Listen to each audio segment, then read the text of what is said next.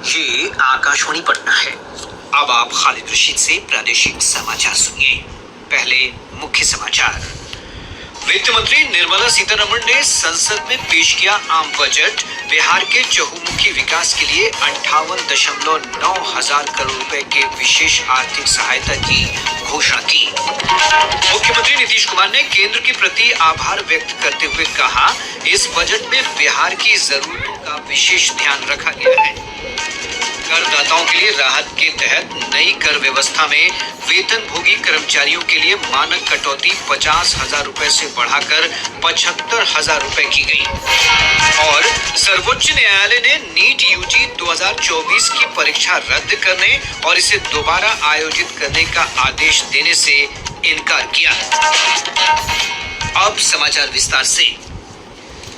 वित्त मंत्री निर्मला सीतारमण ने आज लोकसभा में वित्तीय वर्ष 2024-25 का केंद्रीय बजट पेश किया। बजट में बिहार के लिए विशेष आर्थिक सहायता पैकेज की घोषणा की गई है। यह नरेंद्र मोदी सरकार के तीसरे कार्यकाल का पहला बजट है। वित्त मंत्री ने बजट में रोजगार, कौशल प्रशिक्षण, एमएसएमई और मध्यम वर्ग पर ध्यान केंद्रित किया है। श्रीमती सीतारमण ने कहा कि रोजगार, कौशल प्रशिक्षण और अन्य अवसरों की सुविधा उपलब्ध कराने के लिए प्रधानमंत्री की 5 योजनाओं और पहल के अंतर्गत आर्थिक प्रावधान किए गए हैं। The Prime Minister's package of 5 schemes and initiatives to facilitate employment, skilling and other opportunities for 4.1 crore youth over a 5-year period with a central outlay of 2 lakh crore rupees. This year, I've made a provision of 1.48 lakh crore rupees for education, employment and skilling. प्रधानमंत्री package के भाग के रूप में रोजगार संबंध प्रोत्साहन के लिए 3 योजनाएं लागू की जाएंगी। इस पर 32,000 करोड़ रुपए व्यय होने का अनुमान है। बजट में 1 करोड़ युवाओं को कौशल प्रशिक्षण प्रदान करने के लिए शीर्ष कंपनियों में इंटर्नशिप कार्यक्रम के तहत प्रशिक्षित किए जाने की घोषणा की गई है। बजट में किसान, महिला, युवा, उद्यमी समेत सभी वर्गों का ध्यान रखा गया है। आम बजट में ग्रामीण बुनियादी ढांचा सहित समग्र ग्रामीण विकास के लिए 2,66,000 करोड़ रुपए के प्रावधान की घोषणा की गई है। सरकार जनजातीय समुदायों की सामाजिक आर्थिक स्थिति में सुधार के लिए प्रधानमंत्री जनजातीय उन्नत ग्राम अभियान चलाएगी। महिला नीति विकास को बढ़ावा देने के उद्देश्य से महिलाओं और बालिकाओं के लिए लाभकारी योजनाओं पर 3 लाख करोड़ रुपए से अधिक का आवंटन किया गया है। बजट में प्रधानमंत्री आवास योजना शहरी के दूसरे चरण में सरकार 1 करोड़ शहरी निर्धन और मध्यम वर्गीय परिवारों की आवास जरूरतें पूरी करने के लिए 10 लाख करोड़ रुपए का निवेश करेगी। केंद्रीय बजट में करदाताओं को भी विशेष राहत देने की घोषणा की गई है। वित्त मंत्री ने नई कर व्यवस्था को और आकर्षक बनाने का ऐलान किया है। श्रीमती सीतारमण ने आयकर अधिनियम 1961 की व्यापक समीक्षा करने की बात भी कही है। वित्त मंत्री ने करदाताओं के लिए राहत के तहत नई कर व्यवस्था में वेतनभोगी कर्मचारियों के लिए मानक कटौती 50,000 रुपए से बढ़ाकर 75,000 रुपए कर दिया है। पेंशन भोगियों के लिए पारिवारिक पेंशन पर कटौती को 15,000 रुपए से बढ़ाकर 25,000 रुपए करने का प्रावधान किया गया है। नई कर व्यवस्था में टैक्स स्लैब को संशोधित करने का भी प्रस्ताव है। इसके तहत 3 लाख रुपए तक की आय पर कोई कर नहीं लगेगा। 3 से 7 लाख रुपए तक की आय पर 5%, 7 से 10 लाख रुपए की आय पर 10% और 10 से 12 लाख रुपए तक की आय पर 15% का कर लगेगा। केंद्रीय वित्त मंत्री ने अपने भाषण में विभिन्न उत्पादों के कस्टम ड्यूटी में कमी की है, जिससे सोना चांदी, mobile phone, mobile charger, electronic सामान, सोलर पैनल, चमड़े के सामान, एक्सरे मशीन, मछलियों का दाना समेत कई उत्पाद सस्ते होंगे। कैंसर की 3 दवाओं पर कस्टम ड्यूटी हटा लिए जाने से ये दवाएं काफी सस्ती हो जाएंगी। वहीं प्लास्टिक उत्पाद और टेलीकॉम से जुड़े सामान पर कस्टम ड्यूटी बढ़ा दी गई है। इससे इन उत्पादों की कीमत में वृद्धि होगी। प्रधानमंत्री नरेंद्र मोदी ने कहा कि केंद्रीय बजट 2024-25 से समाज के हर वर्ग को मदद मिलेगी और उनका सशक्तिकरण होगा। उन्होंने जोर दिया कि इस बजट से गांव, कमजोर वर्ग और किसान समृद्धि की ओर अग्रसर होंगे। एक वीडियो संदेश में प्रधानमंत्री ने कहा कि इस बजट से युवाओं को अवसर मिलेंगे।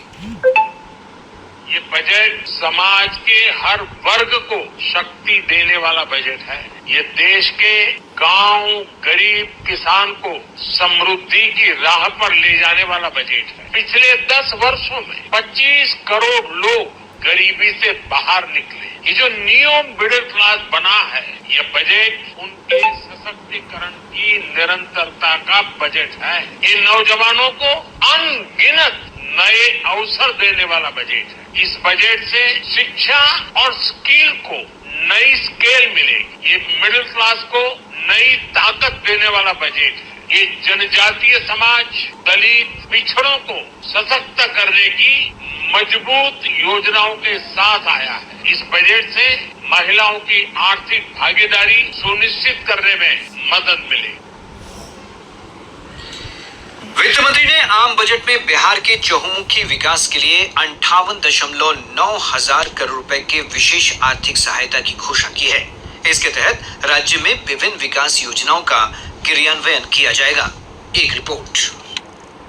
बजट में राज्य में सड़क संरचना के विकास पर 26,000 करोड़ रुपए खर्च करने का प्रावधान किया गया है। इसके तहत पटना पूर्णिया एक्सप्रेसवे, बक्सर भागलपुर एक्सप्रेसवे, बोधगया वैशाली तथा दरभंगा सड़क संपर्क परियोजनाओं के विकास और बक्सर में गंगा नदी पर 2 लेन वाला एक अतिरिक्त पुल बनाने का कार्य किया जाएगा। इसके साथ ही 21,000 करोड़ रुपए की लागत से भागलपुर के पीरपैंती में विद्युत परियोजना लगाई जाएगी। बजट में काशी के तर्ज पर बोधगया में महाबोधि कॉरिडोर का विकास, राजगीर में सप्तऋषि योजना और नालंदा में पर्यटन के विकास के लिए भी विशेष प्रावधान किए गए हैं। वित्त मंत्री ने कहा है कि बिहार को बाढ़ की त्रासदी से बचाने के लिए नेपाल के साथ मिलकर कार्य योजना बनाई जाएगी। बजट में कोसी मेची नदी जोड़ परियोजना, नदी प्रदूषण न्यूनीकरण और सिंचाई परियोजना के लिए 11,000 करोड़ रुपए का प्रावधान किया गया है। अमृतसर कोलकाता औद्योगिक गलियारे के रूप में गया में औद्योगिक क्षेत्र के विकास में सहायता प्रदान किए जाने की भी घोषणा की गई है। समाचार कक्ष से कल्पना झा। शेष खबरें एक अंतराल के बाद।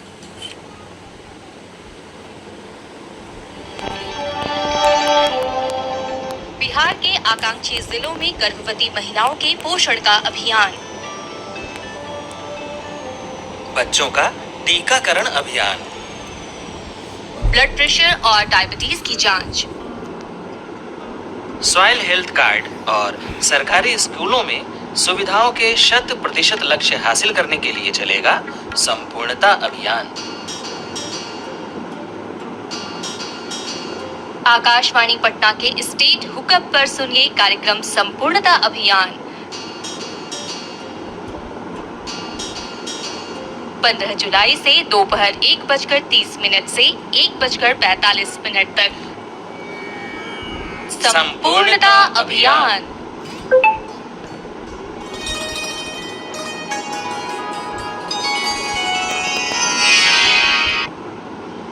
घर में लोग बढ़ते हैं तो घर बदलता है, उसका दायरा बढ़ता है। रोजी रोटी के चक्कर में जगह बदलती है। जिंदगी है, यहाँ समय के हिसाब से सब कुछ बदलता है। इसलिए बदलते हुए भारत ने बदला है अपना कानून। पुराने कॉलोनियल क्रिमिनल लॉज को खत्म करके सरकार ने भारतीय नागरिक सुरक्षा संहिता, भारतीय न्याय संहिता और भारतीय साक्ष्य अधिनियम की व्यवस्था शुरू की है। दंड नहीं, न्याय पर आधारित, जिसमें सजा में सामुदायिक सेवा को भी शामिल किया गया है। नाबालिग दुष्कर्म मामले में मृत्युदंड का प्रावधान किया गया है और भगोड़े अपराधियों पर कोर्ट में ट्रायल करने का प्रावधान लाया गया है। इस कानून में न्याय और नागरिक सुरक्षा पर है जोर। अब देश रहेगा सुरक्षित और बढ़ेगा तरक्की की ओर। आजाद भारत के अपने कानून। प्रादेशिक समाचार आप आकाशवाणी पटना से सुन रहे हैं। ताजा समाचारों के लिए आप हमारे x handle AIR News _ Patna पर जा सकते हैं। जदयू के राष्ट्रीय अध्यक्ष और मुख्यमंत्री नीतीश कुमार ने बजट को सकारात्मक और स्वागत योग्य बताया है। पटना में संवाददाताओं से बातचीत करते हुए उन्होंने कहा कि केंद्रीय बजट में बिहार की जरूरतों का ध्यान रखा गया है। उन्होंने कहा कि इसके तहत सड़क संपर्क परियोजनाओं, विद्युत परियोजनाओं, एयरपोर्ट और मेडिकल कॉलेज समेत विभिन्न बुनियादी संरचनाओं के विकास के लिए विशेष राशि का प्रावधान किया गया है। इससे राज्य की प्रगति का नया मार्ग खुलेगा। हम लोगों ने शुरू से कह दिया था ये या बिहार को विशेष तौर पर मदद करिए इसकी। अब उसी में उन लोगों ने कई चीजों का मदद करने का घोषणा कर दिया कि हम लोगों को जो हम लोग इतना काम कर रहे हैं तो उसमें अगर केंद्र से बहुत सारे चीजों में और ज्यादा अतिरिक्त मदद मिलेगा तो फायदा होगा। अभी तो हो ही रहा है। हम लोग विशेष राज्य का दर्जा कह रहे थे और अगर विशेष राज्य का दर्जा बहुत उनका था कि पहले से बंद कर दिया गया है इसमें, तो उसके चलते एक सहायता के लिए बिहार के विकास के लिए मदद होना चाहिए बिहार को, तो वो तो करना शुरू कर दिया। अरे हम तो ये दोनों चीज कही दिए थे, एक चीज का तो शुरू हो गया। वित्त मंत्री की घोषणाओं का राज्य के सियासी, सामाजिक और औद्योगिक वर्ग से जुड़े लोगों ने स्वागत किया है। जदयू के कार्यकारी अध्यक्ष और राज्यसभा सांसद संजय झा ने बजट का स्वागत करते हुए कहा कि इससे राज्य में विकास को गति और मिलेगी। बिहार को स्पेशल कैटेगरी स्टेटस मिले और हम लोगों ने ये भी कहा कि अगर टेक्निकली कोई इसमें दिक्कत है तो बिहार को विशेष सहायता मिलनी चाहिए। और इस बार के बजट हम प्रधानमंत्री जी को, गृह मंत्री जी को और वित्त मंत्री जी को धन्यवाद देते हैं कि जो हम लोगों के इश्यूज थे, जो कंसर्न थे, उनको एड्रेस किया गया है इस बजट के थ्रू। खास करके जो फ्लड का इशू, पूरा उत्तर बिहार का, आपको हर एक साल फ्लड आता है, हजारों करोड़ हम लोग का लॉस होता है। पहली बार बजट में उत्तर बिहार के बाढ़ के निदान के लिए कंक्रीट प्रपोजल मूव किया है, चाहे कोसी मेची इंटरलिंक योजना हो, चाहे नया बराज बनाना हो बिहार के अंदर। जदयू के वरिष्ठ नेता और संसदीय कार्य मंत्री विजय कुमार चौधरी ने कहा है कि केंद्रीय बजट में बिहार को दी गई वित्तीय सहायता अभूतपूर्व है।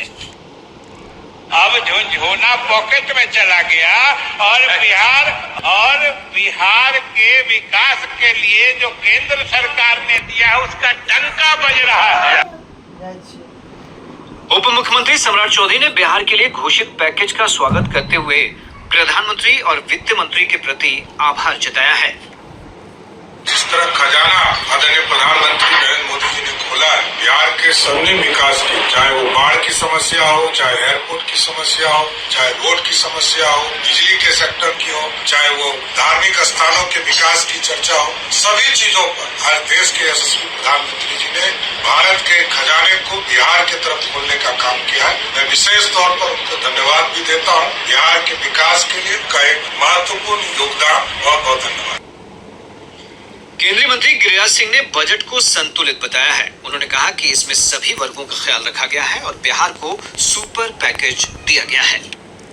ये बजट पूरे देश के लिए एक संतुलित बजट है, जिसमें 4 स्तंभ हैं: महिला, युवा, किसान। ये हमारे जो 4 स्तंभ है, मजदूर। लेकिन बिहार में कहते हैं बिहार में बहार है, एनडीए का सरकार। बिहार को सुपर पैकेज के रूप में दिया गया। इधर विपक्षी दलों ने बजट को निराशाजनक बताया है। राजद की वरिष्ठ नेता और पूर्व मुख्यमंत्री राबड़ी देवी ने कहा कि नीतीश कुमार बड़े जोर शोर से बिहार को विशेष दर्जा दिलाने की मांग करते रहे। अब उन्हें मुख्यमंत्री पद से इस्तीफा देकर एनडीए से अलग हो जाना चाहिए। जो मांग था नीतीश कुमार जी के और पूरा नहीं हुआ तो इसको तो उनको उधर से हट जाना चाहिए। बाढ़ है, बाढ़ का कोई काम नहीं हो रहा है। जनता के घर द्वार डूब गया है, दहा गया है, खाने पीना फूल गिर रहा है। सर्वोच्च न्यायालय ने नीट यूजी 2024 की परीक्षा रद्द करने और इसे दोबारा आयोजित करने का आदेश देने से आज इनकार कर दिया। मुख्य न्यायाधीश डीवाई चंद्रचूड़, न्यायमूर्ति जेबी पारदीवाला और न्यायमूर्ति मनोज मिश्रा की पीठ ने इस संबंध में दायर कई याचिकाओं की सुनवाई के बाद यह फैसला सुनाया है। और अब अंत में मुख्य समाचार एक बार फिर। वित्त मंत्री निर्मला सीतारमण ने संसद में पेश किया आम बजट। बिहार के चहुमुखी विकास के लिए 58.9 हजार करोड़ रुपए की विशेष आर्थिक सहायता की घोषणा की। मुख्यमंत्री नीतीश कुमार ने केंद्र के प्रति आभार व्यक्त करते हुए कहा, इस बजट में बिहार की जरूरतों का विशेष ध्यान रखा गया है। करदाताओं के लिए राहत के तहत नई कर व्यवस्था में वेतनभोगी कर्मचारियों के लिए मानक कटौती 50,000 रुपए से बढ़ाकर 75,000 रुपए की गई। और सर्वोच्च न्यायालय ने नीट यूजी 2024 की परीक्षा रद्द करने और इसे दोबारा आयोजित करने का आदेश देने से इनकार किया। इसके साथ ही आकाशवाणी पटना से प्रसारित प्रादेशिक समाचार का ये अंक समाप्त हुआ।